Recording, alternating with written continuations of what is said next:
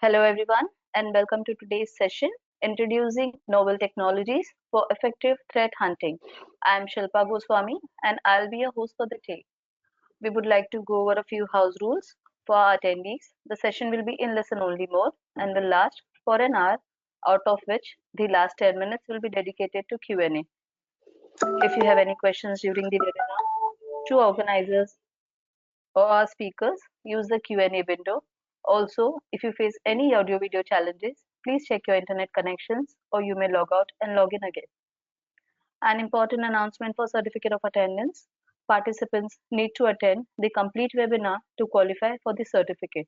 Also, should fill in the survey form, which will be sent in attendees thank you email and answer correctly the 3 multiple choice questions based on the webinar. The certificate of attendance shall be sent to you within the next 5 to 7 working days after the event. Without any further delay, I would hand over the sessions to our speakers.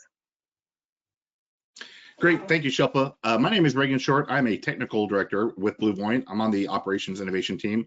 I work alongside some of the best threat hunters in the world. Two of them are here with me today, Michael Scott and Ian Hart. I'd like to give them an opportunity to introduce themselves and tell you a little bit about who they are and what they do. Guys? Great, thanks, Reagan. Hello, everyone. I'm Mike Scott. I am the head of advanced threat detection for BlueVoyant's managed services division. And in my role, I oversee our threat hunting operations processes, as well as our detection engineering, which we'll speak about a bit today and teach you how tightly coupled those two operations are. Hey guys, I'm Ian Hart. I work with Mike and Regan here. Mike is my director. So I'm a threat hunter, been doing this for a few years now. Quite a bit storied background kind of led me into this. But yeah, it's looking forward to this fun discussion today. All right, well, without further ado, let's kick things off here.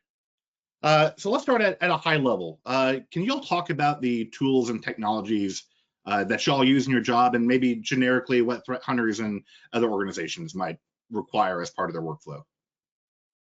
Sure, I'll kick things off at a bit of a higher level categorically and then pass it over to Ian for more specific examples. But largely as threat hunters, we are powered by data, which means that in most instances, we're either living within a log aggregation platform like a SIM, or we're using tools to go and collect data proactively to analyze it for any indication of threats. Now, depending on the threat hunting program and the risk of the organization, who they think their threats may be, that changes in scope.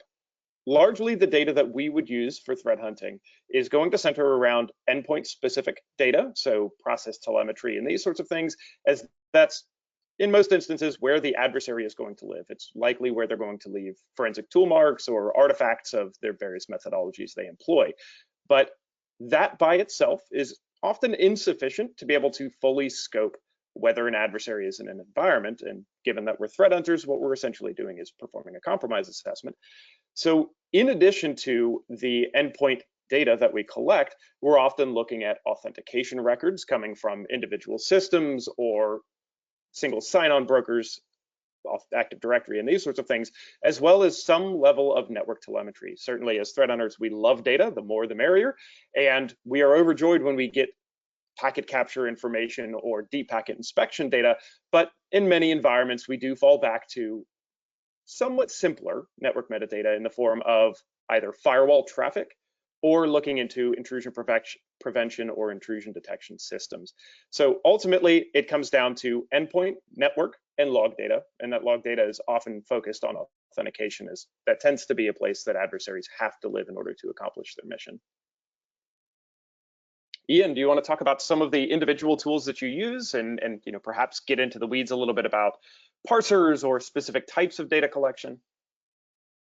Yeah, geez. Yeah, so the answer for me is visibility, right? What kind of tools do you need? Well, threat hunters need to see. So I guess I'll just speak recently. I'm using MDE, and so I'm just in the logs, and this is what I'm looking at. As far as that goes, that's the daily right now. What would you say is the most impactful. Yeah. If you were using a tool like Defender for Endpoint, what data, considering that some of the folks listening in may not have access to, gather all of that telemetry or store it, for an extended period of time. If you were to choose a particular data set out of that, or a few types of telemetry, what would you say would be the most valuable for threat hunting? Oh man. Well, for me, the golden data for me is NetFlow, that is just so hard to hold on to, and historical data too. Sometimes when we're looking at hunting, like you said, is a kind of like a compromise assessment or post-compromise assessment, right? So historical data is huge for me. So baselining and is very important. So that's a big one. But NetFlow is always an important one that I like to try to get a handle on. Sometimes you can get an idea of the threat you're dealing with, maybe not even the specific malware, just based off of the traffic alone. That's what I can think of right now. That's interesting. And looking at that NetFlow data, what that will tell us often is whether we see really two different types of threat hunting. One being anomalous NetFlow, so looking at a system over time to see if something has changed over a time period in the last hour, the last day, the last week, what have you, which allows us to spotlight a little easier systems of interest. And often when we run into a NetFlow anomaly, or we have NetFlow that matches up to a particular remote IP address or domain, something that we know either via threat intelligence or historical cases is malicious, we'll use that data in conjunction with Defender for Endpoint.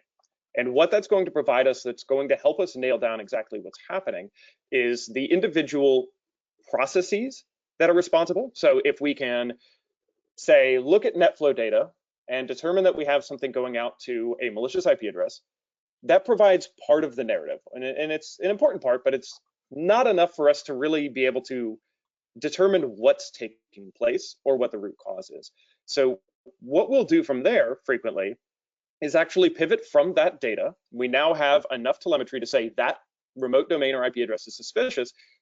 We can go and look within endpoint telemetry and real-time network stats or recorded network stats to say these are the processes or specific process that is responsible for that communication. And that becomes very critical. And it's the reason that we really rely on having multiple different categories of threat hunting data and multiple tools, because that process is going to be the breadcrumb that we use to figure out what happened. If it's something like services.exe, we may be able to infer initially and then confirm that there's a malicious service on the system, but then it starts to pull in additional questions. What is that service? How did that service get there? Who was responsible for creating it? Were there any other tools that were dropped in that time frame? And determine, or at least attempt to determine, whether that service was installed on the system remotely. So getting back into that authentication data, how do we pivot back through that to best understand the breadth of the initial compromise? Are we looking at one system? Is that what we have to triage? Are we looking at a wider scope? Has an adversary been there for some time? These are all very critical questions that we can answer using those three categories of data: that network, authentication, and endpoint data. Now, we've spoken a bit about real-time endpoint telemetry and the tools that we use there, but ultimately, if you're in a position where you don't have access to tools like that, then to Ian's point, we do have to start looking historically. And that often happens when we go into a case with a net new client who comes on board and, unfortunately has had previous activity prior to any of these real-time sensors being installed. We're now in a position where that data is not going to be in the SIM.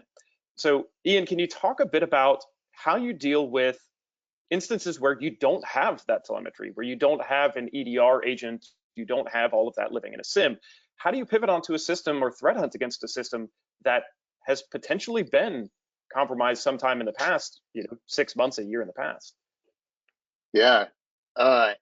So patterns of behavior and anomalous, anything out of the ordinary. When you're lacking, historical insight and any visibility into the known good activity, right, on an endpoint, you're not going to be able to quickly identify this threat activity that may or may not be bad, right? So when you have no visibility, you're dealing with what data you can reach on that endpoint, specifically. So you have what you have. So the only thing you got is your detections, your alerting, and your threat hypothesis, what's going on there. So you are hobbled for sure. Are there particular tools that someone might be able to use to collect similar data historically, like looking through event logs or some form of file system analysis? Are there any tools that you use to kind of be able to go back in time a bit on one of those systems? Well, I mean, if I can hop in and get into the command line and get in there, if there is anything on the system that we have available to collect, sure. Like a live response option with MD is always nice. I think CrowdStrike. There's some others that offer the same idea there. But Well, and that's that's an important note, I think, that I'm missing something though. I know you're leading me here. What is there are a number of tools that do provide that ability to look back historically, even though they're traditionally a real-time telemetry tool. So looking at something like, as Ian mentioned, something like Defender for Endpoint or CrowdStrike or many of the others, ultimately what those provide us, in addition to just being real-time streaming utilities, is some form of retroactive analysis. So whether that be through a reverse shell, which provides you the opportunity to drop tools on a system and collect that, or in some instances, they have that collection capability built directly in. And when we go back and speak about those high-level categories of authentication and endpoint telemetry, as well as network data, rather, we may not have the network data component, as that's often fairly ephemeral. If it's not recorded in a SIM or somewhere, it's gone, right? But when we pivot onto these systems, whether we're using a tool like an EDR solution or we're having to go in and perform this level of analysis manually, often what we're going to do is pull back logs, the very same logs that would have been streamed into an EDR if you had a solution in place already. We're going to look through Windows event logs, or if we're on a Linux system, we'll look through auth.log and a couple of the others. And what that's going to provide us for the time frame that those logs are retained is at least some insight into the normal behavior of a system. And if we capture the adversary, being able to identify what is dissimilar to normal behavior or is aligned with what we deem to be malicious, or perhaps know is malicious through the detections that Ian referenced, or perhaps threat intelligence. So that some of the tools that we've used in the past there that have assisted us greatly are open source frameworks. So using tools like Power Forensics, which is a PowerShell-based forensic framework, or tools like Velociraptor, which is a forensic agent that we can install on a system, and use those to go and collect various artifacts. So in Windows, as an example, we may collect and subsequently parse the master file table, which is going to give us disk activity for quite some time. And we can use that to identify deleted files or timeline that file system and identify things that are unusual, files that are created in directories that are uncommon or are known to be associated with malicious activity, as well as get into, once again, those deleted files, see if we have anything that's named in an uncommon way or has a hash that aligns with known bad. And similarly, pivoting into Windows event logs, the ability to go and gather all of that authentication data. So if we were to look for something like lateral movement, we'd be looking for remote desktop inbound on a event ID 4624, or we'd be looking for potentially explicit authentication attempts 4648 from our system to another. And though the data tends to be a bit more limited when we're performing that level of analysis because it has not been streaming into a log management platform for some time, it'll allow us to go back in time at least a little bit and identify whether something uncommon has happened there. In addition, we'll use those types of tools, and I'll give a quick shout out to Eric Zimmerman. He has a massive collection of Windows forensic tools that allow you to do this, that are free to use.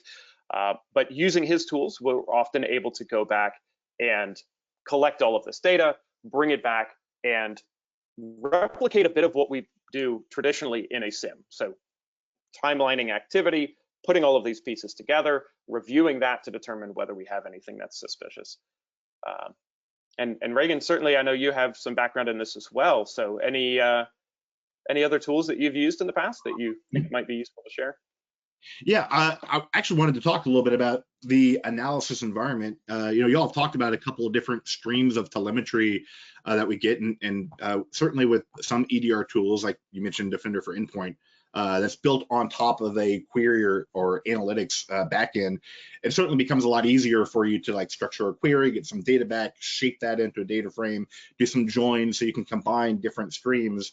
And when you don't have that as a backend, that's traditionally where a SIM has come into play, right? Having those different streams that don't necessarily talk to one another and have a platform where you can start to cross correlate and look at an element or decompose some stream, let's say net flow, and then attach that to that process data.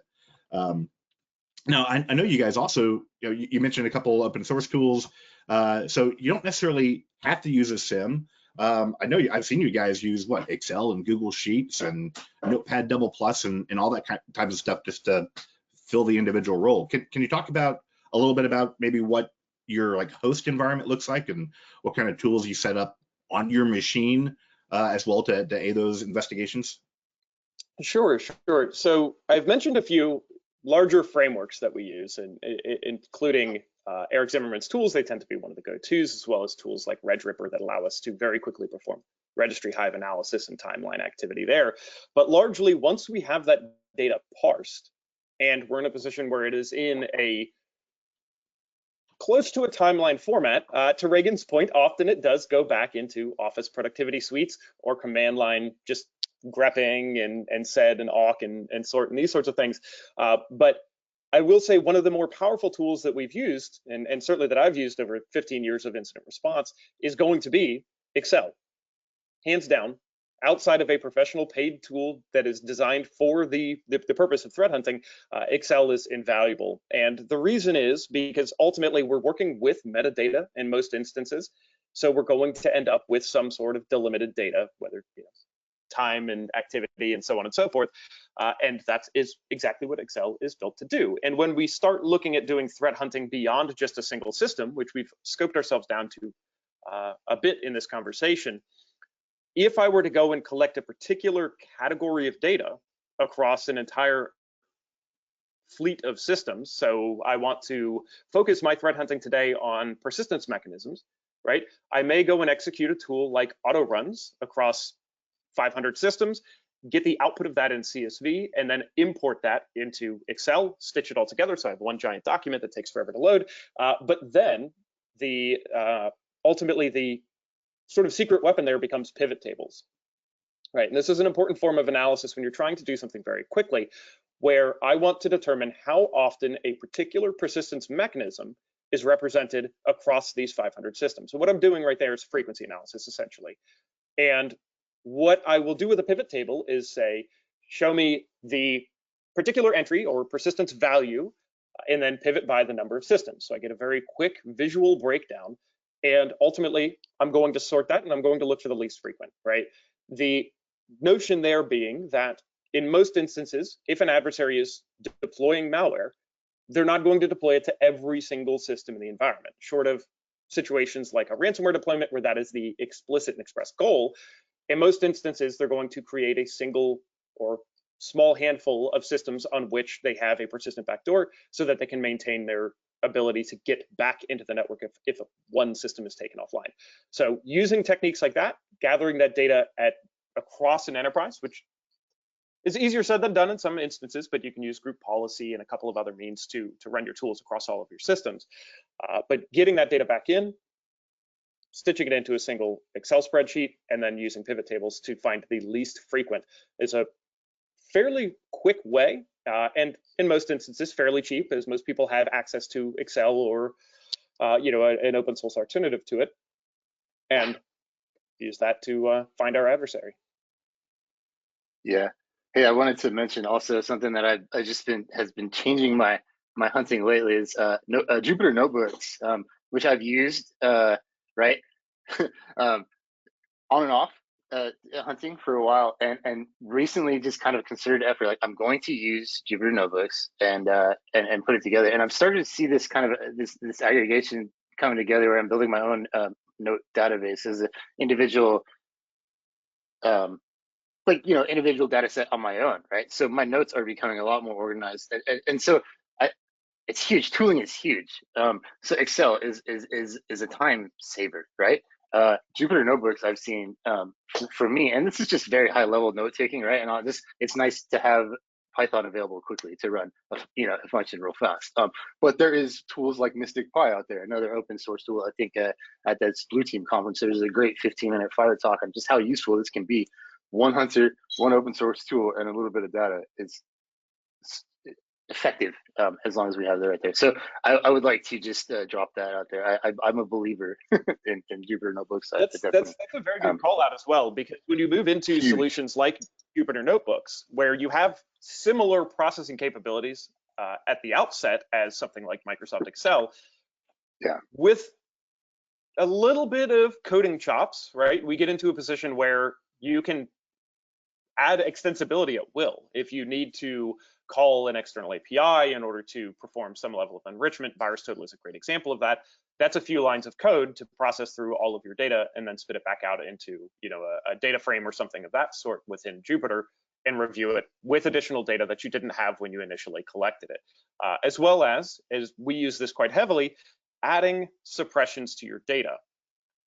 And that is something that Excel does not do particularly well, but when we move into using code to assist us in threat hunting, we're able to remove the overall number of elements that we have to review pretty significantly. And what that means for us is, given the scope and scale of environments that we review as threat hunters, we're able to get an understanding of what those environments look like and what normal looks like. And once we've established what normal looks like, make the decision to not review it anymore, right? Through suppression. And using Jupyter notebooks, as well as pandas and external databases and some other nice to haves, we can get ourselves to a position where, if we have something that matches something that we've looked at before, if we have something that we know is non-malicious and will never be malicious, we can exclude that from our view and subsequently make that overall analysis much simpler. We're not scrolling through a bunch of benign activity or a bunch of baked in Windows things that so far haven't been abused by adversaries, but a great recommendation, Ian, a great workflow tool. I really like that concept. On Jupyter notebooks, the concept of kind of taking that step-by-step process. A lot of times when we're working with Splunk or Sentinel or Defender for Endpoint, and we've got these huge chunks of SPL or KQL that we're performing, you start with your initial raw data set, and then you drop in your query, and then you get maybe a couple columns at the end. So you have your final distilled product. But when you're doing like a Jupyter notebook or like a multi-tab Excel sheet, you can kind of do a little bit more of a stepwise walking through and look at, okay, what does it look like post-modification? And now I've reshaped it. Now I've done my filtration and suppression. And I think that could be really helpful for just kind of tracking the flow of data through your workflow to validate everything. I want to really echo a couple of things that you guys have been talking about, which is, this idea of distillation or suppression, of starting with a very large chunk of raw data and pulling out what is of interest to that or within that. And one of the concepts that we use within the MSS side of BlueVoyant is finding the needle in the haystack is two parts. One is understanding what a needle is and having some definition or a wrapper or some context or description of that needle. And then certainly there's also understanding what the hay is. And if you can figure out how you can describe or define that hay and set a match to it, then that haystack becomes a lot smaller and those needles stick out a little bit more. I think that's really interesting. So I'm going to go ahead and move on to our next slide here and talk about the threat hunting life cycle. Kind of what we're talking about here is the beginning to end, right? What we've talked about so far has been hands on keyboard, eyes on the screen, and using the brain as the interpreter in between there. But there's stuff that you do beforehand, like coming up with a hypothesis and understanding not only what generically evil might look like, but what emerging evil might look like, and then what you do after the fact, right? Now you've identified something of interest. So what? Do you write it on a sticky note and stick it next to your desktop and move on? So maybe you guys can talk a little bit about that pre-threat hunting. How do you get how do you ready yourselves for a hunt or an operation? How do you expand your set of things that you're looking for? What does that look like for you guys? Yeah, the first step in preparation is coffee, right? So we start there. But often when we're looking for something that new, right? So I should say we'll start at the very beginning. We're building out a threat hunting program, right? What does that mean, and how do you know what to do?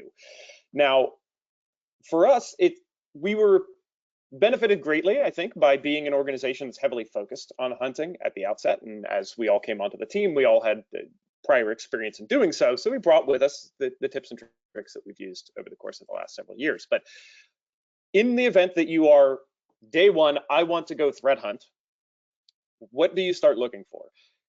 What we found is really one of the best ways to do that is to focus on industry reporting, as well as focus on various emerging threats. We get a lot of that from various government agencies. CISA is publishing constantly on new threat actors, new methodologies, new CVEs that are in use. And really, if you were to start today, I would encourage you to start focusing on those to begin with, because we know that they're fresh, we know that they're in use, we know that the overall target is not so narrowly scoped that your odds of seeing it is effectively zero, right? As we see with some APT groups, organizations may never see some of the trademarks and tooling that they use. So if we focus on large malware families, we focus on the behavioral methodologies of things like Emotet, we're going to get some quick wins that we can operationalize almost instantly, and we may actually see in the environment. So you're lowering that risk level dramatically from day one. So largely, if I were not in a position where I had a well-formed threat intelligence capability, I would be looking at industry reporting from trusted sources, right? But once we start looking at something like Emotet publications from security vendors, your Symantec's, your BlueVoyants, and so forth, if we're looking at what comes directly out of CISA and some of the other nations' CERT organizations, I would encourage you to focus on the initial methodologies. And what that means is, if we're looking at something like Emotet, start looking at the delivery capabilities of that and the execution. If I see Emotet, what I'm going to immediately pick out on as a threat hunter is that we have Office productivity suites, so Word or Excel or what have you, and then regSVR as a child process. That's a hunt. That right there is infrequent enough and is a methodology used by so many threat actors and malware families that I now have something that's very broad in scope. I can start hunting simply for that across my process telemetry and see if there's any indication that that's ever hit before. And also because I have fairly high confidence that it's associated with malicious activity, I'm going to make that persistent, right? I'm going to run it every day, or I'm going to create a detection out of it. I'm going to do something of that nature. Similarly, we have excellent documentation in the form of the MITRE ATT&CK framework, which a lot of folks see as techniques under tactics. But as you start to dive into the details of that, there are publications that are associated with each of those techniques. The descriptions themselves are often enough for us to know what to hunt for. So being able to align the MITRE techniques with the technologies that you have in place, as well as those that you feel are more likely to target your organization or occur within your enclave, give you a pretty steady set of different techniques that you should be building out the detections for. So authentication, great example, right? We're looking for lateral movement. If I'm collecting 4624 event IDs, I can find lateral movement, right? So how you focus that hunt is based on the risk, is based on the threat actor, but largely many of these are shared, right? So there's a lot of mutual value in trying to determine whether you can see something as simple as Office spawning regSVR or Office spawning a shell. You can identify an entire category of threats by doing so. But that's really just focused on the outset. How do we start? Now, internally for us, we fortunately do have a very significant threat intelligence team that backs us, and they are performing all manner of research, both open source and closed source, and feeding that information to us as threat hunters. So that may come in the form of write-ups, that may come in the form of Yara rules, that may come in the form of information that they've discovered as they've been, because they also assist in kind of digging through the backend data. And that will kick off an entire threat hunt for us. But certainly when we get into the actual assembly of that threat hunting query and the execution and review of that, I'll pass that over to you, as that's really kind of your bread and butter.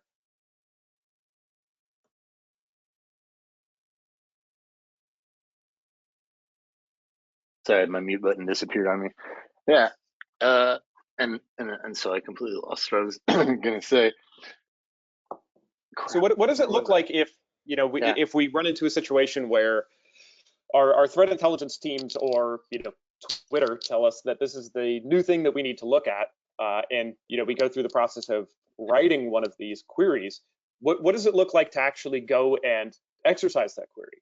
What does it look like to review those results, and how do you really, how do you action them once you have them in hand? Yeah.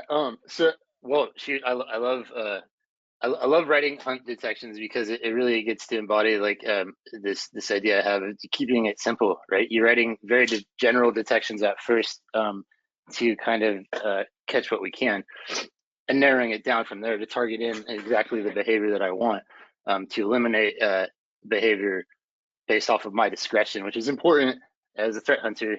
Things like that need to be noted when you use your discretion, right? So that's something I like to note as well.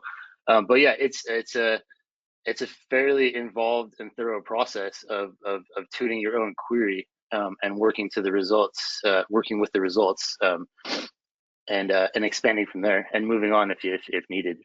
Sometimes you have the wrong query and you're getting. Sorry, go ahead. I was going to say, what might that tuning look like if we, to use this emotet example, if we were to execute a query where we're looking for something like Microsoft Word launching Reg SVR 32, what would that look like if you were to run that? How do you go about tuning that? I mean, how do you know what to tune if you don't have a lot of familiarity with the threat? Yeah, so you're going to get results back and compare and contrast and see what's going on in my environment. You know, so there is hopefully telemetry available surrounding what you got going on. So there's context there. So that'll help you with that. But what we're doing is we're tuning out the known good behavior. With something like emotet, if you have a very specific targeted behavioral detection and it smacks 30 machines right away, you're dealing with 30 results that need specific like scrutiny there. But like I said, I forgot we're dealing emotet specifically, but a general detection, that's when you're dealing with a lot of tuning to get to that point to where you're looking at direct results that are right in your scope. Hopefully I'm hitting that for you there. Yeah, and that's an important note when we consider threat hunting and how we talk about threat hunting queries and threat hunting detections. It's a little bit of a different animal than when we're talking about detections that are meant to be directly actioned one for one. With the scope of threat hunting really being to explore data and identify if we have anything that looks similar to a known threat actor or some known methodology, we're a bit less concerned at the outset with the number of results that we get back. So when we start building out a threat hunting query, there are going to be instances where we have 7,000 or 8,000 results that come back from a single environment. And that's not a position where we're necessarily concerned initially because we aren't sending those as alerts, right? That's an important distinction to make. When we're running these, we're really hoping that we catch malicious behavior within this larger scope of data. And we will scope it down based on known good, but even then we're not trying to get to one result equals one finding, one true positive, right? We intentionally leave these broad because if there's a circumstance in which an adversary changes the very specifics of the methodologies that they're using, whether that be a malware sample or the way they pass a command line argument, we don't want to be in a position where we're going to miss it because we've made a threat hunting query that is so tailored and tuned to a very explicit threat that we missed the whole methodology, right? So it's really important to think about a lot of these as occurring at the technique level within a data set. We're going to look at lateral movement, which means we're going to look at a few million authentication records over the course of 24 hours and use that and some additional backend analysis to get us to the point where we're looking at one machine authenticating to another and then start doing some patterns, frequency analysis, and so forth. But in the event that we do have something that's known malicious, what's the next step there?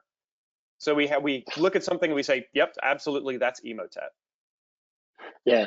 Well, also, as I'm sitting here thinking, the life cycle, our life cycle is threat hunting lives inside, right? The incident response defense in-depth type of life cycle as well. So, just a note on these detections that we're writing. Yeah, we're these are for us. These are not. We're not returning these as is to the SOC. Eventually, it's a huge part of what I like to do is I would, providing actual alerting queries to the SOC based off your hunting detections that you can drill down for something specific. That's a very huge fruit of the whole threat hunting life cycle in general. But yeah, geez, as we nail down, if we get a result and it comes down to emotet, that's when we're just parsing again. We're using I use a lot of command line tools. You said Excel, I'm thinking CSV kit is one that I use quite a bit. It's just parsing. Yeah, and I think there are a few additional important takeaways there.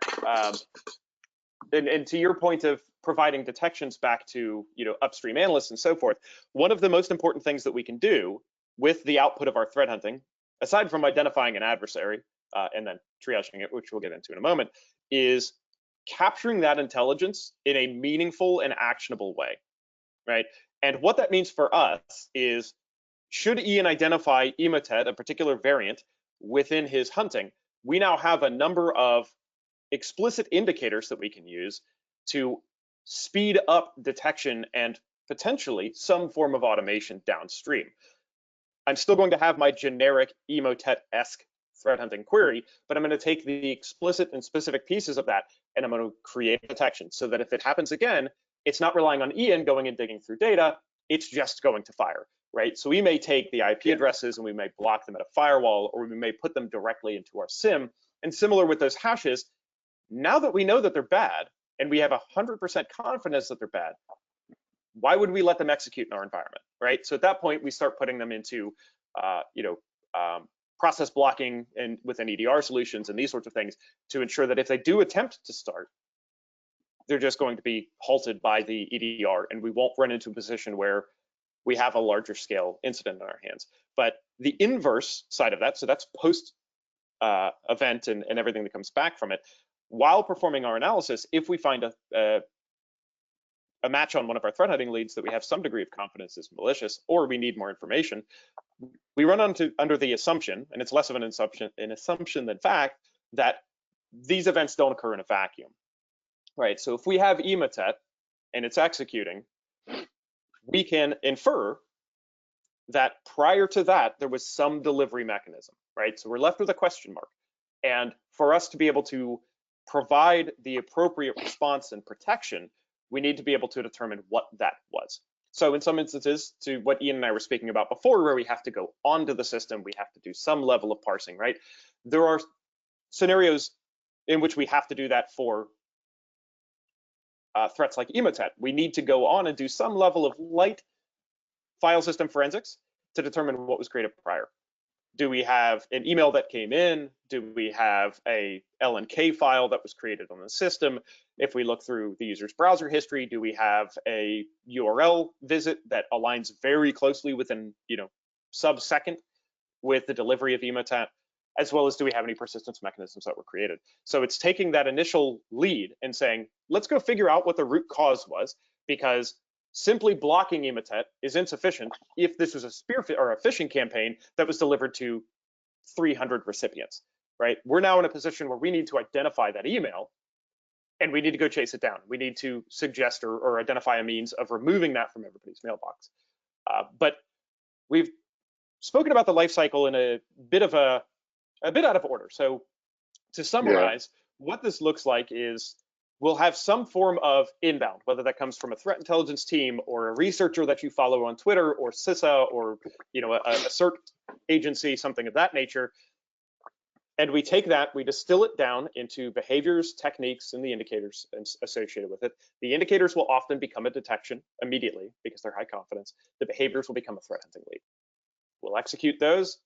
Should we identify a true positive there, perform that root cause analysis, remediation, mitigation, and so forth, but then ultimately take that information once again and turn any associated metadata into a detection provide that feedback to our intelligence team, right? So that we're not losing data here. If I see this adversary again, I want to know that I saw them 6 months ago. I want to know what their payload was, right? And what this ultimately leads to is a gap analysis and gap reduction in detection, right? It provides us a safety net, knowing that detections are going to be somewhat fragile. They're going to often be very, very specific.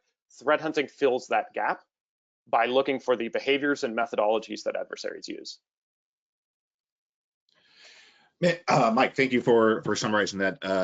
I've had that concept in my head for a while of this funnel approach, and threat hunting ought to be very top of funnel, looking at a broad set of telemetry and narrowing it down, and your detection use cases are more likely to be near the bottom because there are obviously operational outcomes of generating those alerts, and you need some degree of manageability and scalability within your organization to handle those.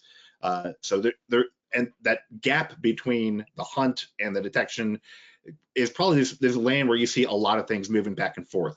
Hunts get escalated to detections, detections get de-escalated down to hunts as your rates of efficacy change over time. So we've talked a little bit about specific techniques. I'd like to kind of go up a level of abstraction here.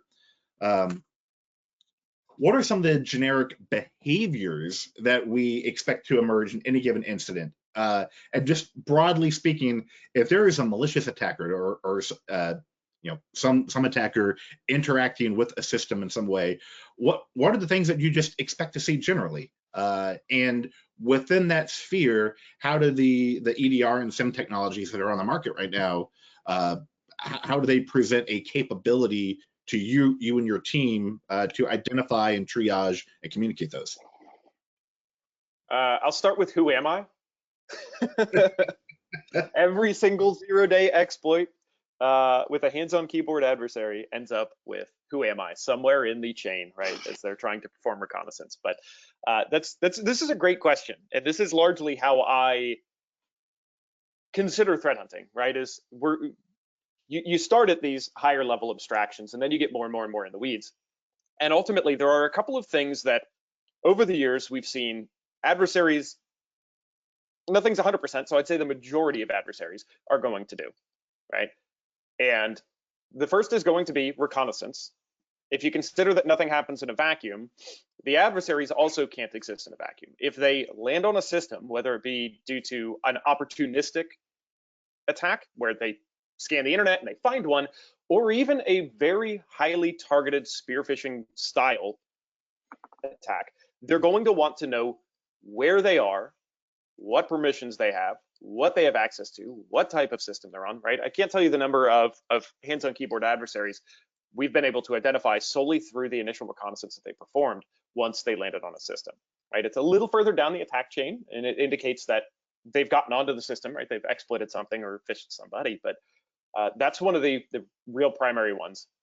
The other is getting into persistence mechanisms. There are certainly circumstances where adversaries don't persist, right? And they're in memory or they're just in and out opportunistically.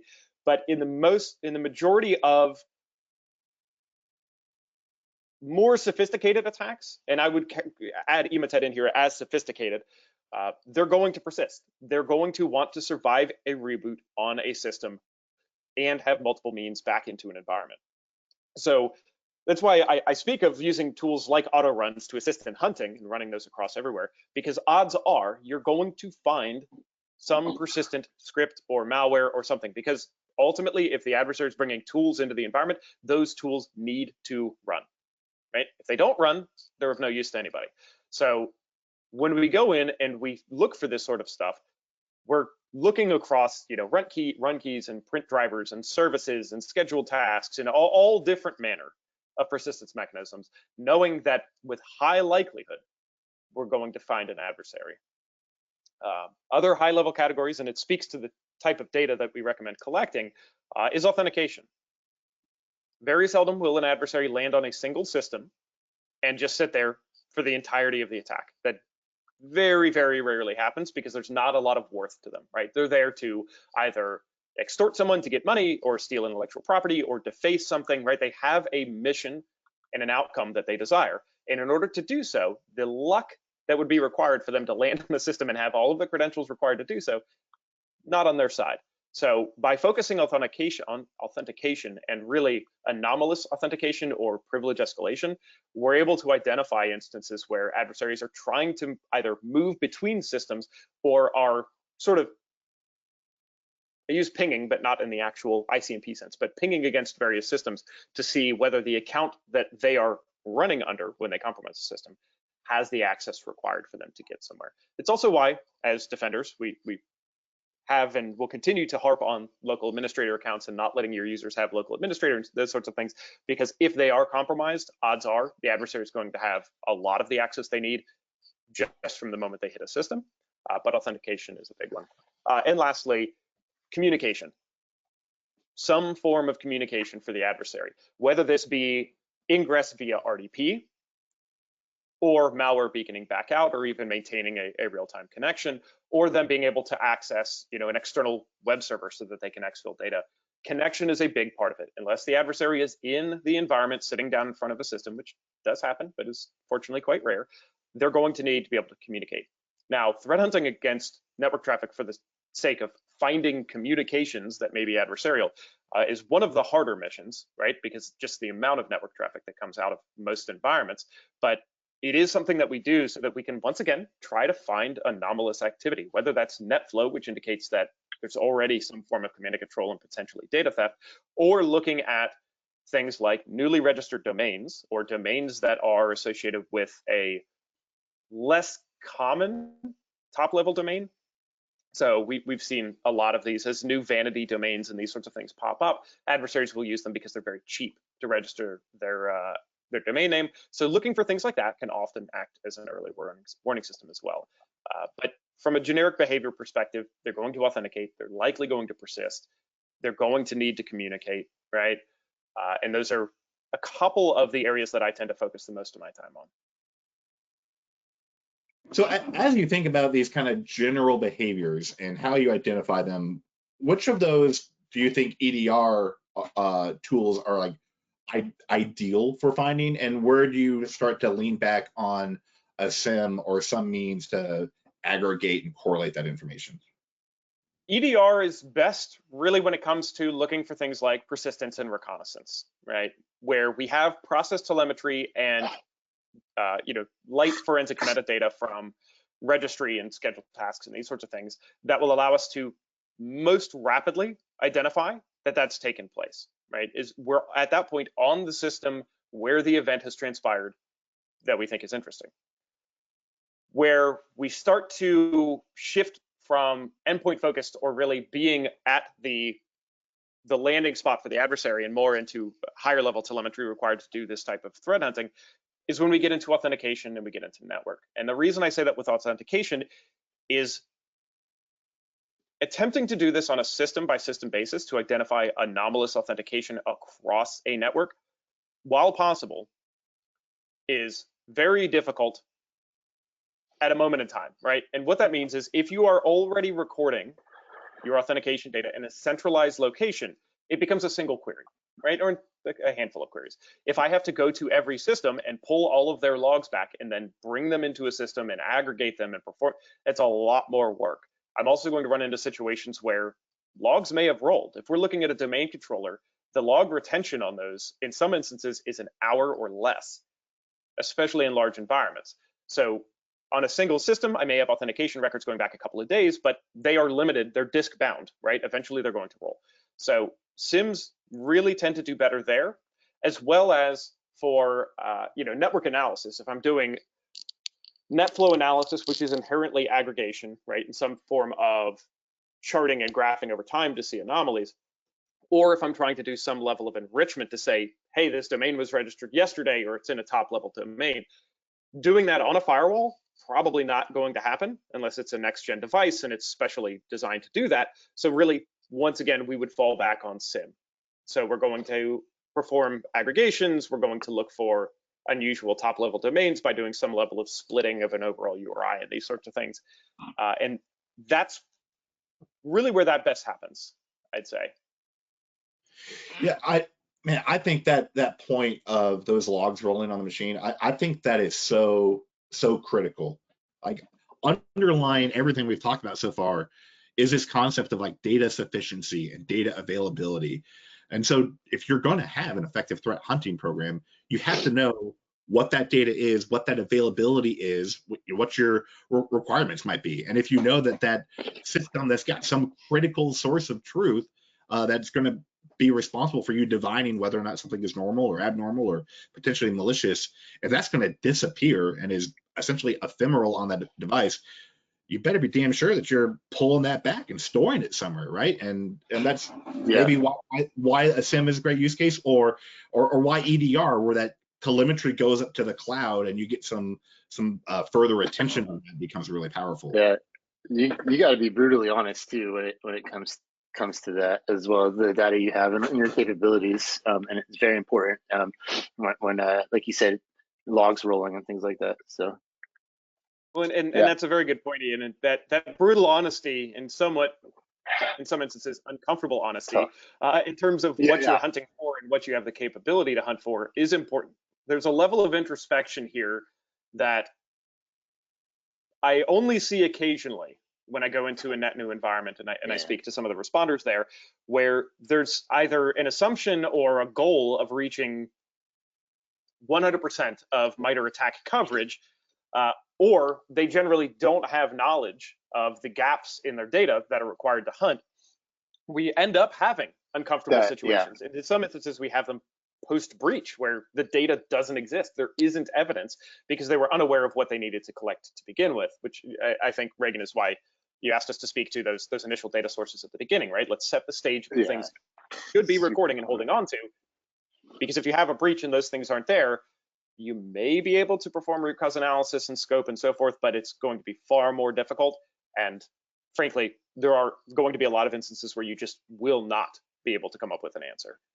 Yeah, and furthermore, that process becomes so much more complex and painful, right? Like if you're actually having to do that DFIR machine by machine, running that script, like you might be able to extract that information from whatever available sources you have on that machine, but that's going to be slow, and it's going to be painstaking, and it's going to require a lot more expertise. So certainly, having that proactive mindset of what you should be doing beforehand, if you're fortunate enough to be in a pre-breach environment, not in a post-breach environment, that's certainly really helpful. And I'm going to avoid going into the weeds and getting on a soapbox about where security should live within an organization.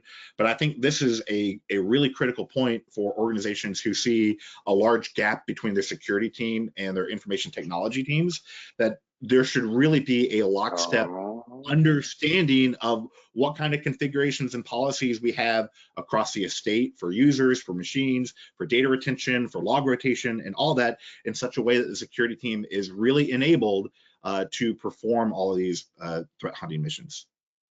Well, and I'll add one more bit of wisdom on that note. So knowing what data you have or what data is required is a question that we get constantly, right? And it's one that can be a little nebulous to answer precisely. So what I would recommend for those that are in a position where they don't know what they have or they don't know what they need is, once again, going back into MITRE attack. So MITRE attack, as I mentioned, is an overall framework, far more than just a listing of techniques and tactics. And within MITRE attack, if you look at the individual techniques, you'll see a portion called data sources and a subportion called data components. And what that is are really high-level guidance steps on where you should be looking to identify a particular technique. So you may see something like process command line, right? It's not going to tell you this is the configuration you need on a particular device, but it's going to give you a category of data that you need. And if you don't have that data, the inference is you cannot detect or hunt for that technique. So if you're looking for something specific, you want to be able to hunt against it in the future, take a look at that, identify the MITRE data sources that are associated with the techniques that you want to find, and then go and double check that you have what you need.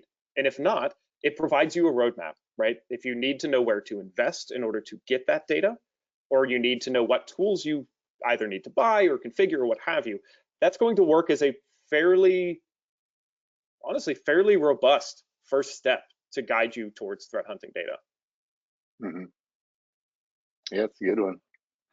It's definitely a great framework. It's free and a good starting point for any organization.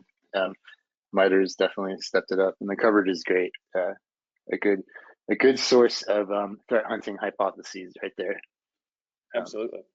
And, Very. and yeah, the thing I love about MITRE, especially like kind of the concept of MITREizing an organization or MITREizing a team, is using a framework as a common vernacular, as a point of reference. So as you guys spit out some information, a finding or an observation, if you can label it with a tactic and a specific technique, that makes it a lot easier for that operator down the line to understand a little bit more of the context that they have to work with. Industry-wide standardization? What? Yeah, it's huge, and that's why I like MITRE. We can all say what we want. I mean, blah blah blah, but it's great because it's a standardized framework that my colleagues, I can reference a MITRE technique, and they immediately, or if they don't understand it, can look it up quickly. And so sharing the data is huge, right, as part of threat hunting as well. So that's a big part of the threat hunting lifecycle, is the reporting of it. And how do we even explain this crap to you guys, to the clients, right? So that's another benefit I see with using MITRE there too. So for sure. Before I move on to our final scheduled question, I'd just like to ask you guys point blank. I know we've got a bunch of students on this call as well. Would y'all recommend that they familiarize themselves with both the MITRE tactic and technique levels, so as they go and interview for their next jobs, they kind of know what they're talking about? Absolutely. The MITRE techniques, the overall MITRE attack framework is designed on, is built on, I should say, methodologies and attacks that have been seen in the wild, right? I've been doing this a long time, and historically the way that we taught people this was, here is a massive stack of industry reporting over the course of the last 10 years, read through it, have fun, now you know everything, right? It's very difficult to learn that way. It's very difficult to retain that knowledge. When we look at MITRE attack is essentially a distillation of the last 15 to 20 years of attacks that have been seen in the wild, right? And presented in a way that is, if not easily memorized, is easily referenced. So having an understanding of that, and for your own edification, reviewing that, gaining familiarity with some of the top techniques that are used, is going to help, not just in interviewing, but it's going to help you, right? And that's the most important part. Passing an interview is one objective, but really learning, really understanding this, I think, is the far more impactful objective. So I would recommend that. You don't have to go necessarily all the way in the weeds and know, FIN7 does this and APT3 does this, but having an understanding of the techniques, behaviors, methodologies that are employed by adversaries is critical for anyone that's working in the cybersecurity industry, certainly in any sort of analysis operations, right? If I interview someone and I ask them about, what does RegSVR do, or, going back to Emotet, how is RegSVR abused? I would want them to have some level of familiarity. Maybe not, hey, Emotet, but I know the capabilities of RegSVR, or run DLL. What does it do? Well, it runs a DLL, and how could that be bad, right? And it provides a lot of concrete examples. So if you do get into a situation where, you're having trouble sleeping, you can go into a particular technique and read the industry reporting that's a part of that. So, but I think that had I had a resource like that starting out, it would have helped me accelerate my career quite a bit. Yeah, definitely focus on the techniques, the TTPs, things like that. You don't, like you're saying, you don't have to know about APT7 and this, but MITRE lists, techniques, TTPs, so many of these little technical things that are huge just for your basic knowledge set. And don't even worry about the interview process right now. You're not there yet. It's huge, but yeah, MITRE is a good framework to start, and it's all free too. You can do all this stuff for free. So it's good. All right, and with that, let's move on to our final slide here. The best practices for tracking and escalating findings. Now, obviously, since I work more on the operations side, the folks I work with tend to be downstream consumers of what y'all as threat hunters come up with. Can you talk to a little bit about your mindset in how you try to package your information? What intent do you have when you raise a finding or an escalation downstream to the next set of operators? Sure. So we're talking about best practices, not reality, right? Yeah, let's start with that. And then we go. What are we striving for? Yeah. I kid. So when we have a finding, certainly in our position, we're in a slightly different position than somebody who's working, with an enterprise or within a single organization. So we have a lot of different organizations that we work with. So we have a lot of clients, downstream clients, both internally and externally. And I'd say in a large enterprise you do as well, right? Because you're going to have your security teams and your operations teams and network teams and so forth. But largely, when we have a finding within threat hunting, our most important bit of process that we want to follow is to let the victim or the impacted parties know what's taken place, right? That is the core reason that we exist. It's the core reason that we perform threat hunting, is to identify this stuff and do something about it, right? That is impactful, that either frustrates the adversary, removes the adversary, prevents them from coming back in. So step one is going to be capturing those findings in a legible way, right? Which is, what were we looking for? What did we find? Who is involved, right? What are the entities involved? What system? What's the user? If we have it, what's the user role, right?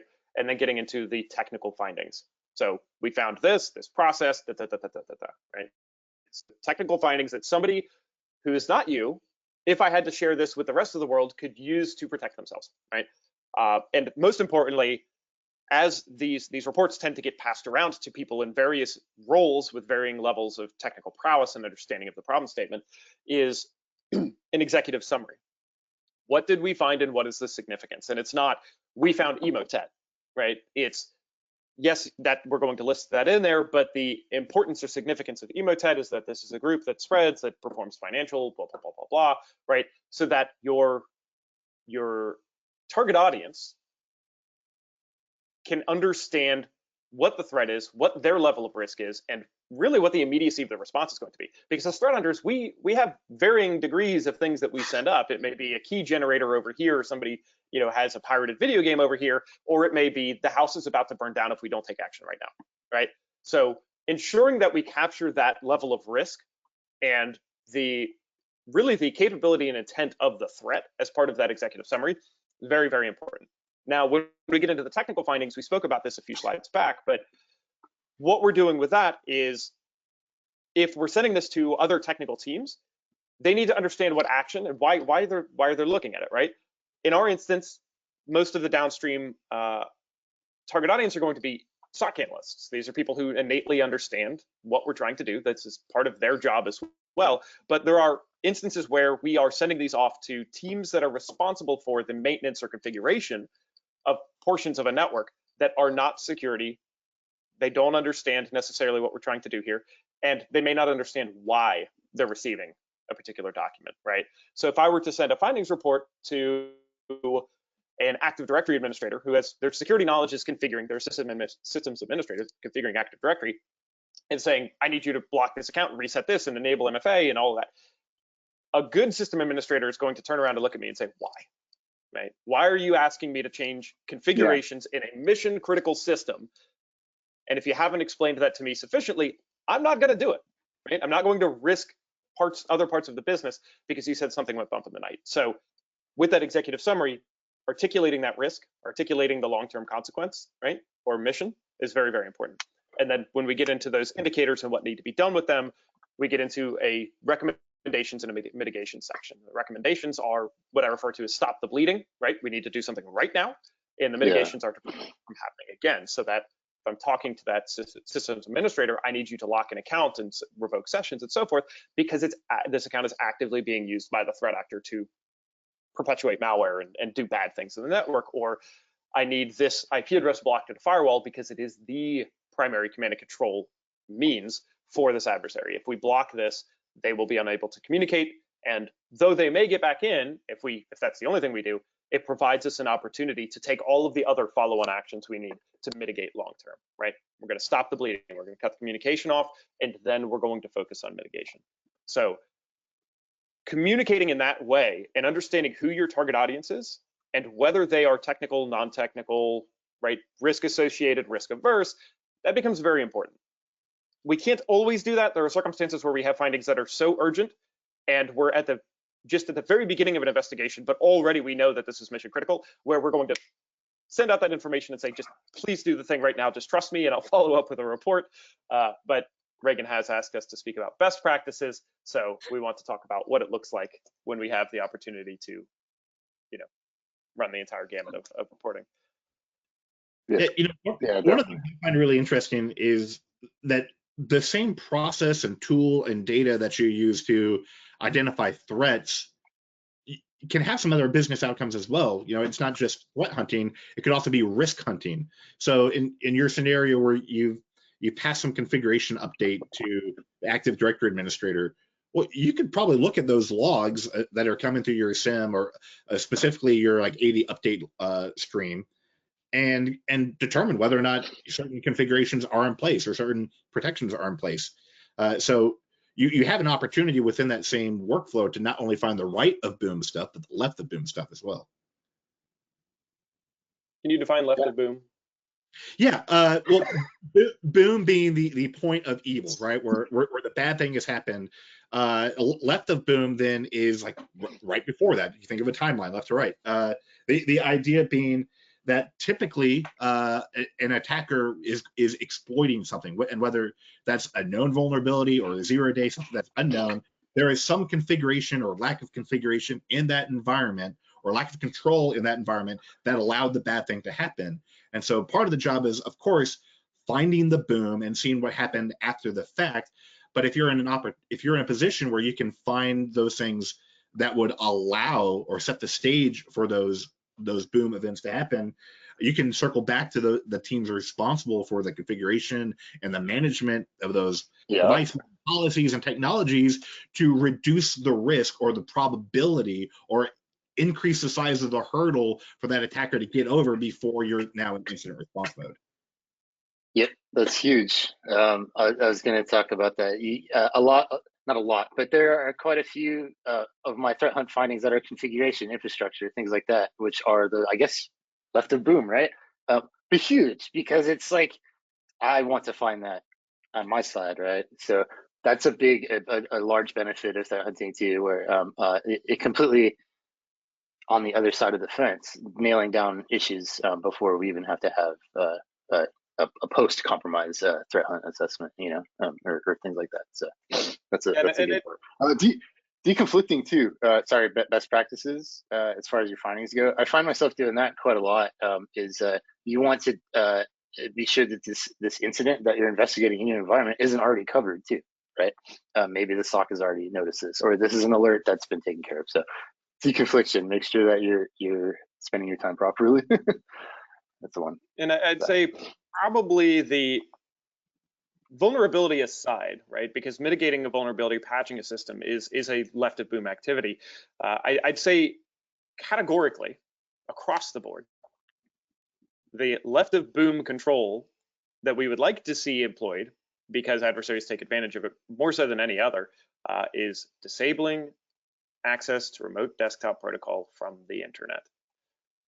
I think I've said this every webinar for the last 15 years, but realistically, when we talk about left of boom, we do, as part of our threat hunting, right? Threat hunting isn't just about finding evil. As part of our threat hunting, we do try to assist organizations with configuration control aspects that will dramatically reduce the likelihood of them being compromised, right? So to what Ian was speaking about with looking at configurations, right? If we see network traffic that indicates remote desktop protocol is open to the world and it's been getting hammered by people trying to log into it for the last 10 years, we're going to make a recommendation to the client, right? In that instance, it's unlikely that they are aware of it. And a very simple technical control that may have some operational impacts, but a simple technical control can reduce the risk pretty substantially. And for us as threat hunters, reduce the likelihood of us having to go into a compromised environment and then having to track and trend and do all of this log collection and forensic data analysis and everything else that we've spoken of. So consider that as well. When you're looking at threat hunting data, the data required to perform threat hunting holistically overlaps significantly with the data that you need in order to evaluate controls, evaluate patches, and these sorts of things, because you can see software information, you can see network communications and determine that you have a port open somewhere. It's also, there have been multiple instances where as we're performing threat hunting, we've been an early warning system for clients when they have made a configuration change that had unintended consequences, right? One of those being an organization that swapped their firewall vendors. They had moved over all of the rules from one to the next, but during the course of that migration, they put an any rule at the very, very top, just to allow them to get that system up and running, which was any traffic allowed inbound or outbound on any port and any protocol. And fully meant to modify that before pushing the firewall into production, to remove that rule, and subsequently forgot, right? Now on our side, we were able to see that fairly quickly because we started seeing anomalous network traffic and activity to inbound ports and systems receiving those communications that we had not seen in the past. So getting back into Ian's NetFlow analysis and some of these things, it's often the very same data that we would use to identify a configuration mishap or a missing control somewhere, because it's going to be reflected in that, endpoint data, that log data, or that network data. Yeah. Yeah, that's really interesting, because just kind of circling back to your RDP comment. It's not that if you see an RDP connection from the internet to a machine, that's not necessarily malicious. That could be that user who requested that RDP access to be set up, but it is indicative of a bad configuration. And certainly under no circumstances should you ever have a machine connected to the internet over RDP. I think that's safe to say. In case people didn't catch that the first time, you should never have a machine connected to the internet over RDP. Well said. And with that, so I'll circle back real quick, because I know we went off on a bit of a tangent there, but so I've spoken to the reporting aspects of threat hunting, right? Understanding your target audience, understanding how they are going to be able to ingest what you've sent them, how they're going to action it, and ensuring that they're aware of how you action it. But there are other aspects of a post-finding workflow that we've yet to speak about. And the tracking aspect is critically important as well, right? So we want to be able to reuse our hard-won knowledge. We've spent all of this time munging manual data and digging through Excel and Jupyter notebooks and so on and so forth and sending out reports. And now we're left with data from known bad, right? And what do we do with that? So internally for us, that becomes part of our larger threat intelligence platform and goes to our threat intelligence team so that they can do correlation with existing threat actors that they're aware of, or other campaigns, malware families, and so forth, just to give us some additional information, as well as provide that to our clients, right? This is part of a larger campaign. It's not simply you being targeted, right? This is not spear phishing at you explicitly. The types of things that help leaders and organizations better understand their posture, right? And where they are in the world.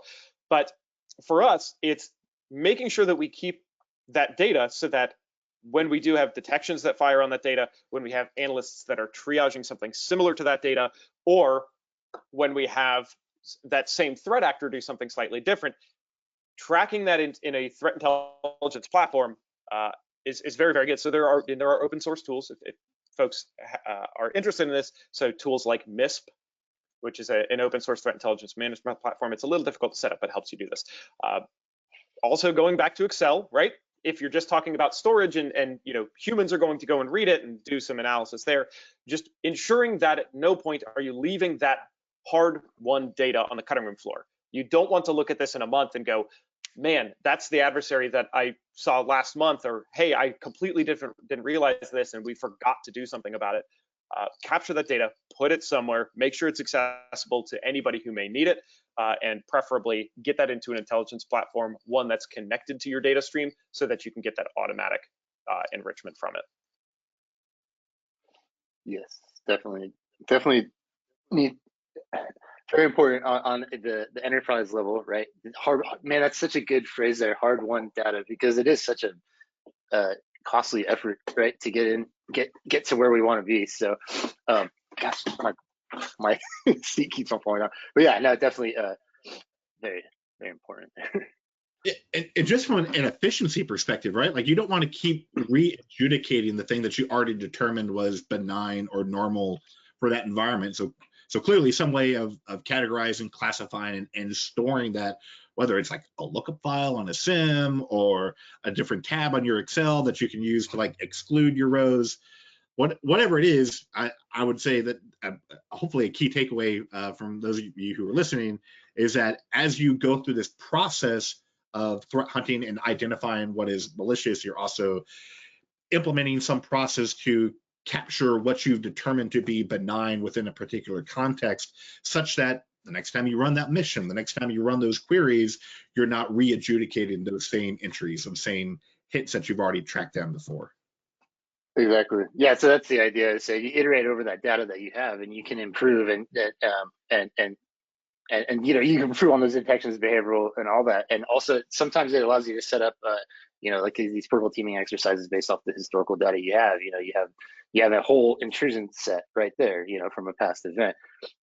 Don't let that lie or let that disappear. You have that. You need to run and base your exercises off of you know, relevant data. So why not use what you have? Yeah, so you can set up trackers. It's please store your data and use it and look at it. It's a force multiplier, you know, especially with hunting and threat intelligence. So. All right. Well, with that, I'd like to start off with one question that I've been dying to ask you guys point blank. If I have a stack of IOCs, file hashes, domains, and IP addresses, and I plug them into my SIM, am I threat hunting? Not necessarily. I'd say it can be used in a threat hunting methodology. Largely what you're performing there, because you have an explicit set of indicators, atomic indicators, is more detection, right? Those are more applicable in a rule-based detection or signature-based detection than they are in something like threat hunting. However, right, there's a lot of gray area in almost everything that we do within information security. And one of the other ways of using that is to essentially cast out a net and see if you have anything in your environment and use the results of those. Because at that point, I'm assuming you're saying, I have this IOC, if I get a hit on it, I have 100% confidence that it is malicious, is using the results of that beyond just letting somebody know something bad happened as the initial breadcrumbs to building threat hunting hypotheses, which is to say you have that indicator hit, but that's not the end of your investigation. You need to perform some level of root cause analysis. And through that root cause analysis, identify the methodologies and behaviors of the adversary or malware family or what have you that resulted in that indicator being present in your environment. So there is a place, most certainly, for indicators in threat hunting, but I think they're best employed in detections. Take all of the surrounding context, all of the forensic metadata from that investigation and mine through that in order to identify opportunities for threat hunting leads, right? Yeah. That sounds well, pretty you good. know, look at IOCs, you can hunt specific threats, right? But somebody said it to me once when you're talking about like IOCs and hashes. It's like if you're looking for John with the H or John with the you know, no H, right? It's you change one little thing and it's gone. But yeah, no, specific threats, specific binaries, you can search for, sure. But that's not threat hunting in general. You're not done there. We'll leave it there, right? You're not done there. It's a good start. I tend to agree with you. Well, I feel like we're at the point now where we should be turning this over to any questions from the audience. Yeah, a lot of students in the audience, I think you said earlier. So I love answering questions like that. Let's get you guys into the industry, please. Like, no questions. Yeah, go ahead.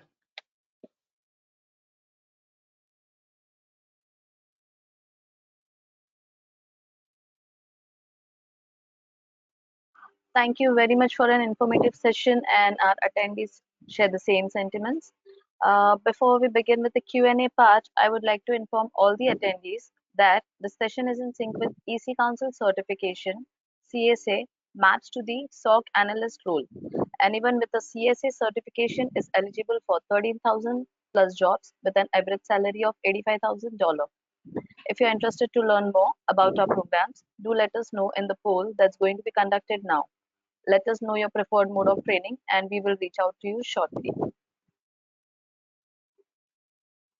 Shall we start with the Q&A? let's do it.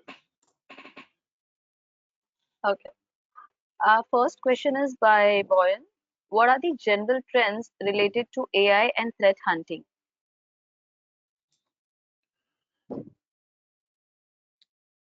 Oh dang. Yeah, I'll take an initial stab at this.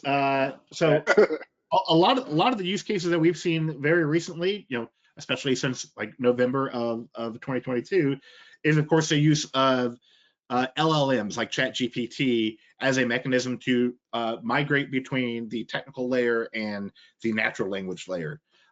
So we know that LLMs like GPT have been trained on a fair amount of data sets, including some SPL, KQL, and a whole bunch of Python, as well as MITRE and a number of different pieces of information related to cybersecurity. So what we have certainly seen is the ability for a human to go into an LLM, provide some context, and then ask a question about how you might structure a particular query or identify something. And typically what you'll get back might not be a strictly functional, high quality query, but it'll certainly be a good jumping off point. So for those who have a workflow that requires continuous evolution of new queries and introduction of new hypotheses, that could be a great way to accelerate your process by leveraging a machine to help you get from step 0 to step 1. Then of course it will still be up to you to modify and expand upon that. But certainly we've seen some applicability there. Yeah, and I'd add, beyond that, a lot of the AI approaches that we've seen in the industry over the last couple of years are actually more aligned with threat hunting than what we see in, I should say, more aligned with threat hunting than detection, right? So when we speak about technologies such as user and entity behavior analysis platforms, those ultimately are anomaly identification platforms powered by AI. They're tracking and trending various user behaviors and historical user activity in order to surface those that have acted dissimilar to how they have in the past, right? So that's largely the way that it's employed in my experience and the technologies I've been exposed to, and similar on the network analysis front, right? So using AI to identify anomalies in packet, when doing deep packet inspection and those sorts of things. So we use those to a degree to assist in some of that, anomalous authentication, that lateral movement tracking and that sort of thing. But often the way I've seen it used is really as an augment to what we use, in traditional detection, than it has been a one-to-one replacement, right? As they tend to be somewhat noisy and a little less directed on a particular threat or style of threat than they are just identifying, anomalous activity. Thank you for answering that question. Our next question is by Bhushan Gaurav. How do we hunt for lateral movement on CM, where Michael mentioned 4624 event ID can be looked upon, but what CM logs show is only the successful login with username and computer name? So Sure. So it gets a little interesting when we're hunting for lateral movement within SIM, right? And it depends on where you collect your data from. So if you're collecting data solely from Active Directory, right, from a domain controller, your data is going to look slightly different, and you're going to miss out on some opportunities for detecting lateral movement. One of the easiest ways I've found over time to detect lateral movement is to get authentication logs from each of the respective systems and send those into your SIM so that you can pick up on literal lateral movement instead of having a middleman, which your domain controller acts as. So it becomes a little more difficult to track user A who authenticates to the domain controller, right, or gets permission through the domain controller to authenticate here. That direct lateral movement is quite a bit more difficult to identify through a domain controller log explicitly. So what we often recommend is that hunters or analysts collect data from the individual systems so that I can see a 4624 on this system and typically a 4648 credential attempt on this system. And it's going to provide me with the username, the source workstation, the destination workstation, the source user account, dest user account, right? So that event is like perfect for identifying that. It has all of the fields. When you're working with domain controller logs, it becomes more of just identifying the number of authentications and the number of source systems that you're seeing authentication from, right? So you don't get both sides of the conversation as easily. And I know that's a little bit vague, but the shortcut there is really, if you can get the system from both the source and destination, the log from the source and destination system as often as possible, it becomes an effort of tracking 4624s, breaking out the individual fields, identifying what that target workstation is. And that right there is the indication that you have lateral movement, whether it's benign or malicious. Certainly you have to analyze, but that's the most efficient means to do so. Thank you so much, Michael, for answering that question. Our next question is by Vamsi. If you have only access to EDR and if you are asked to analyze the alerts triggered on EDR, how would you do it?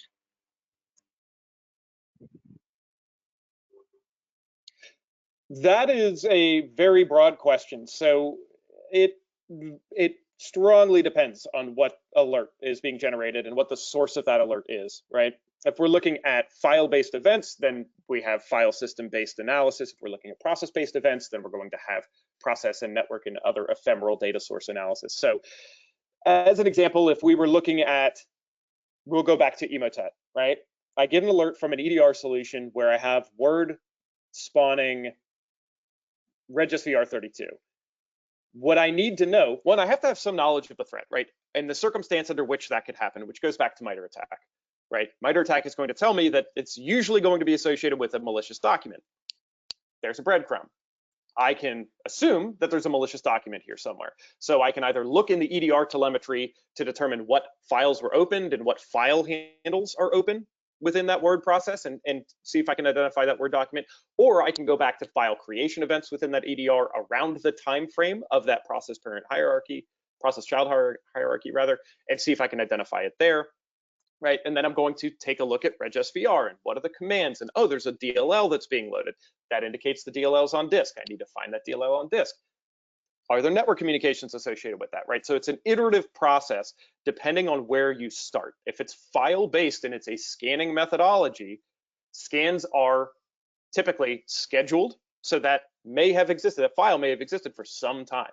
So then I need to look at that file, identify the file creation, file modification times, get into a timeline mindset and say, given the creation time of this file, if I have process telemetry, what processes were running, what network connections were running, what other files were created around that time, what registry modifications, do I have evidence of persistence, right? So very, very broad question. I hope I was able to provide a couple of examples, but ultimately it's an iterative process of just trying to timeline the metadata of interest and whittle it down to the events that you can either infer are associated, or you can prove were associated through things like file handles and that sort of thing. I would add to that, Mike, on most EDR platforms, you're going to have a capability to kind of take a step back and reverse that alert. So if there's a particular context like the process hierarchy or the actual event, you ought to be able to go into your EDR and structure a query that tries to identify that particular event, but across all your systems, so you can better scope what you're looking at. How rare is this within the estate? Are there other machines that are performing that? That doesn't necessarily mean that because you saw it on other machines or in other instances that it becomes benign. It could tell you that it's a bit more pervasive than you thought it was, or that the scope of your investigation has expanded a little bit. But certainly, trying to identify that particular behavior in other elements within your estate is a pretty good mechanism to understand better the context of what you're looking at. Thank you for answering that question. Our next question is by Jean. What are some open source tools and platforms we can use for threat hunting? Sure, we walked through a little bit of this, but there are a few that we haven't mentioned yet. So when we speak of data collection, going with a framework like Power Forensics, or even using tools like Windows Event Forwarding, which are free, right, to pull data into a SIEM, and most often we're looking at something like Elastic, right, because it's either very inexpensive or it's free, especially if you're just starting out. And I know that both Microsoft and Splunk have free licenses if you're only getting a little bit of data in. just to yeah, get your structure down. But Windows Event Forwarding is a very good one, especially if you combine that with something like Sysmon, with a solid configuration that's going to give you almost one-to-one, which you're going to get out of an EDR solution, right? You're not going to have a lot of the prevention capabilities, but you will have the visibility that you need. Getting that data into, I should also say, there's beyond Windows Event Forwarding, you have tools like, FileBeat and LogBeat, WinLogBeat, that are free as part of that larger Elastic stack to get the data to you. But in terms of what rules you can use to go and dig through that data or hunt hypotheses, we spoke about MITRE ATT&CK as being the general approach, but getting more specific, you have just a significant number of open source rule repositories at this point that you can borrow from, whether that be Sigma rather, or looking at something like Elastic Rules, which they publish everything that they do out on GitHub. That's just a wealth of information that you can use to pull together. And then we spoke to some of the open source EDR forensic capabilities that come along with tools like Velociraptor that allow you to not only gather all of this data, but also go in, perform forensic analysis, file carving, etc. Right? From an open source perspective, you can build a very significant capability. And then adding on top of that, some of the forensic tools that are either free to use or open source, like Redripper or Eric Zimmerman's forensic tools. But Reagan, Ian, if you have additional. Yeah, big one. I mean, just like an open source tool that I use is like, FireEye Flare VM setup, right? For the high level analysis. So this Flare is one. We talked about Mist for a Intel data store. There was another one I found a while ago called Intel Owl, which is a student project off of the Summer of Code, Google Summer of Code. Amazing piece of open source tooling. There's some tools like the Hive, a lot of things that we can use on our own to study. I mean, this is what I did. I used all open source tools to study, to learn, to do that, to get into, to replicate. And what I did was I built an open source enterprise environment lab at home, and went off that to bring me to be ready for enterprise environment, which actually worked out pretty well. So yeah, replicate what you can at home, but you can start with little open source things like that. Yeah, and y'all mentioned Jupyter Notebooks, which of course run on Python. And once you get into Python, you're open source. All those libraries available. And if you want to do your own AI, NLP, TensorFlow, all that stuff is available to you. As well. So if that becomes the platform that you use for a part of your workflow, you're off to the races. Yeah. Thank you for answering that question. We'll take last 2 questions for the day. Our next question is by Vamsi. Any references to create threat hunting hypothesis?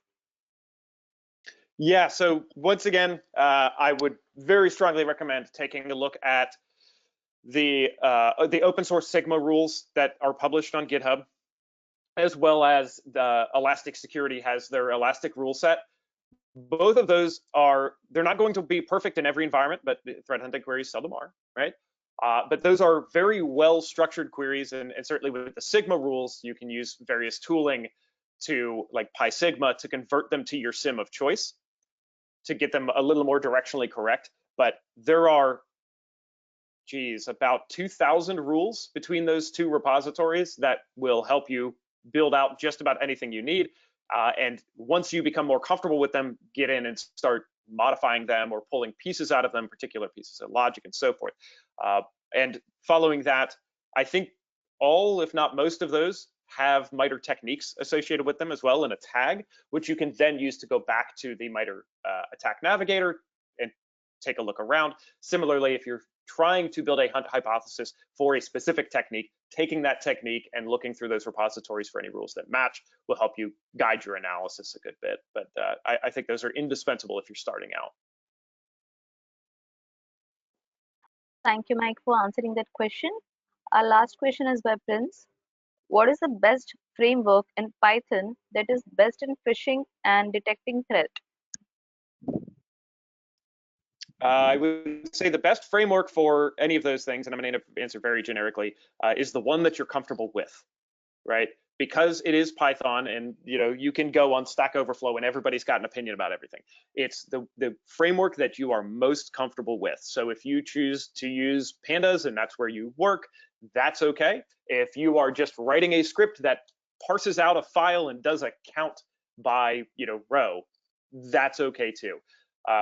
I can't speak specifically to Python libraries or frameworks that are explicitly focused on detecting threats.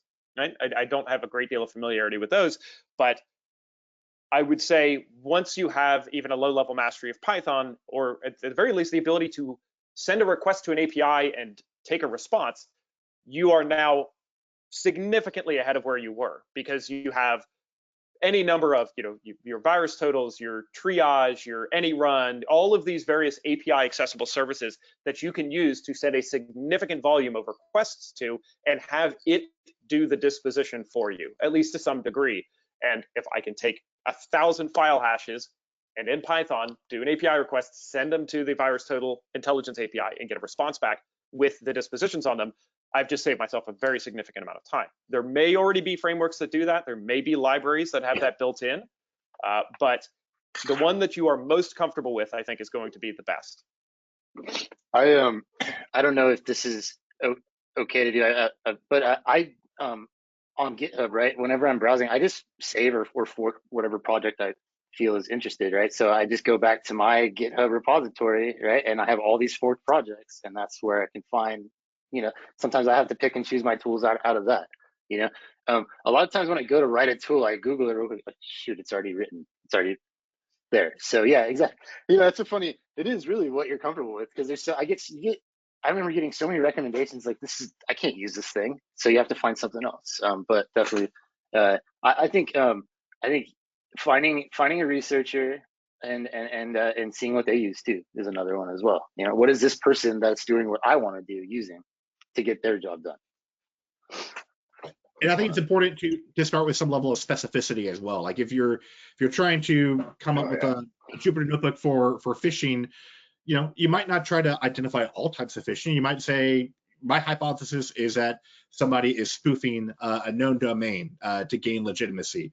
Well, you could look at your email headers and grab those domains and do some DNS lookups to figure out whether or not they've got DKIM and SPF configured.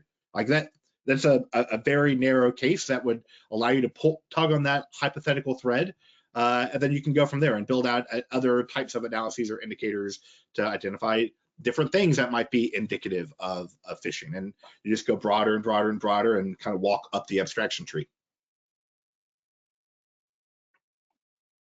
Thank you so much for answering that question. And thank you again to our wonderful speaker, Regan, Mike, and for answering those questions and for the great presentation and the knowledge shared with our global audiences. It was a pleasure to have you with us, and we are looking for more and more sessions with you. Also, before we conclude the webinar, would you all like to give a small message to our audiences, please? Absolutely. I hope that I hope that what we've spoken about has been useful, in that we've been able to talk about the various types of data for your authentication and endpoint and network, as well as resources to go and identify further, right? A lot of this is really introducing you to the concepts and how we do our threat hunting, but also exposing you to opportunities to learn more, right? Is to become familiar with with that with which you're unfamiliar, in being able to go to MITRE ATT&CK or being able to go and test out some of these forensic tools. So I hope that you do have the opportunity following this webinar to go and explore. A lot of this is free. A lot of this is accessible just through your browser. You don't have to download or run anything. So I hope you found it useful, and I wish you the best of luck on your threat hunting journey. Yeah, the one thing I would say is just remember that everything that we do within cybersecurity always comes down to risk mitigation, which ultimately means it's an investment. So you should be at the organizational level making some intelligent decisions about what your level of risk is, what your negative outcomes are. If you got breached or something bad happened, what would be the cost to your organization? What's like the worst case scenario, and then figure out how much you're willing to invest to prevent that. Obviously, we've been doing this for a few years, and we didn't start at 100. We started at 0 and slowly worked our way up. So if your organization is at a point where you don't feel like you're your risk level is compensated by a strong enough program, there's no shame in getting help from somebody else, having a partner help walk you through that process while you mature and build up your own internal processes and technology.